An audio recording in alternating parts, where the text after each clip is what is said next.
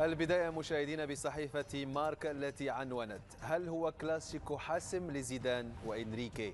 الصحيفة أشارت إلى أن الريال مدريد وبرشلونة يدخلان المواجهة بطريقتين مختلفتين برؤيتين مغايرتين، حيث ينظر زيدان إلى المباراة باعتبارها وإن كانت واحدة من 7 مباريات تبقت لفريقه للمنافسة، إلا أن الفوز بها يعني التتويج بلقب الدوري، فيما يراها إنريكي حاسمة، مشيرا في هذا الصدد إلى أن المباراة بالنسبة لفريقه تعد مباراة نهائي.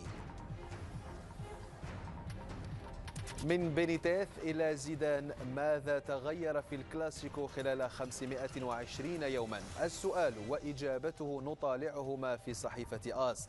الصحيفة ذكرت أن آخر كلاسيكو أقيم على ملعب سانتياغو برنابيو كان تحت إشراف المدرب رافائيل بينيتيز، وانتهى بخسارة كبيرة للريال بلغت 4-0 وفي غياب ميسي.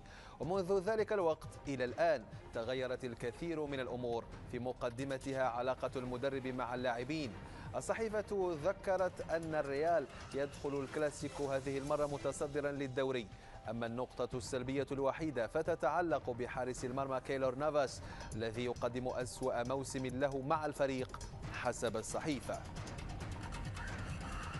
الصحافة الكتالونية ركزت أيضا على مواجهة الكلاسيكو، وعن ذلك كتبت صحيفة سبورت: قائمة المدربين الذين ينتظرون نتيجة الكلاسيكو. الصحيفة قالت إن النادي الكتالوني رغم تأجيله أي قرار بشأن بديل المدرب لويس إنريكي، فإن مباراة الكلاسيكو ستكون حاسمة في التعجيل بإعلان المدرب البديل، لأن الخسارة تعني أن الفريق وفي ظرف 5 أيام فقط خرج من دوري الأبطال والدوري. الصحيفة ذكرت أن قائمة المدربين المنتظرين تشمل كلا من إرنستو فالفيردي وخوان كارلوس أونثوي، بالإضافة إلى رونالد كومان وخورخي سامباولي، مضيفة أن الإدارة لن تعلن عن اسم المدرب بصورة فورية، لكنها ستنتظر اللحظة المناسبة لذلك. من جهتها تحدثت صحيفة موندو ديبورتيفو عن عدم حصول برشلونة على سند قانوني من أجل إشراك نيمار.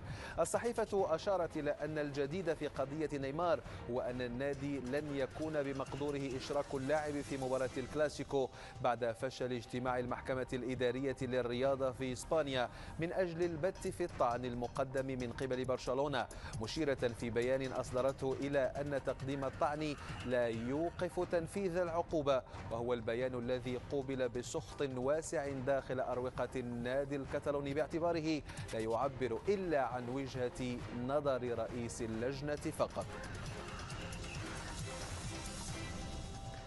غياب نيمار عن كلاسيكو الأرض يشغل الصحافة الرياضية في شتى بقاع العالم، وحول هذا الأمر كتبت توتو سبورت الإيطالية: غياب نيمار عن مباراة الكلاسيكو في البرنابيو يسبب صداعا في رأس إدارة البارسا، فالمحكمة الإدارية للرياضة في إسبانيا رفضت عمليا مشاركة اللاعب الذي قضى مباراة واحدة من 3، وتلك مدة عقوبة الإيقاف المفروضة عليه، ردا على طعن تقدم به البارسا الذي قدم استئنافا ثانيا عاجلا لم يكتب له النجاح.